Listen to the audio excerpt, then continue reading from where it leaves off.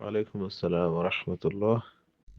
প্রশ্ন করেছেন, আমরা যখন সৌদি আরব ছিলাম তখন সূরা ফাতিহা পড়ার পর ইমাম সামান্য কিছু সময় দিতেন, ওই সময় আমরা সূরা ফাতিহা পড়তে পারতাম, কিন্তু দেশে আসার পর ইমাম সাহেবগণ ওই সময়টুকু দেয় না।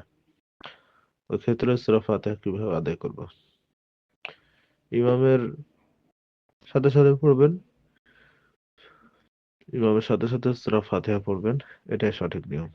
এভাবে পড়ে যান। আর না হলে ইমামকে প্রত্যেক আয়াতের পর পর একটু করে সময় দিতে হবে, ওই সময়ের মধ্যে পড়বেন। আমাদের দেশে যেহেতু এগুলো হয় না, তো ইমামের সাথে সাথে পড়ে ফেলেন, এক্ষেত্রে কোনো সমস্যা নেই।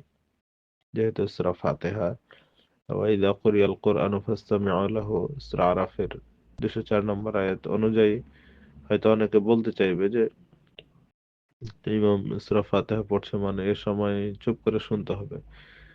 ইমাম সূরা ফাতিহা পড়ছে, এ সময় চুপ করে শুনতে হবে না, এ সময় পড়তে হবে। সূরা ফাতিহা কোরআনুল কারীমের মা, কোরআনের অংশ নয়। কোরআন হচ্ছে সূরা বাকারা থেকে সূরা নাস পর্যন্ত।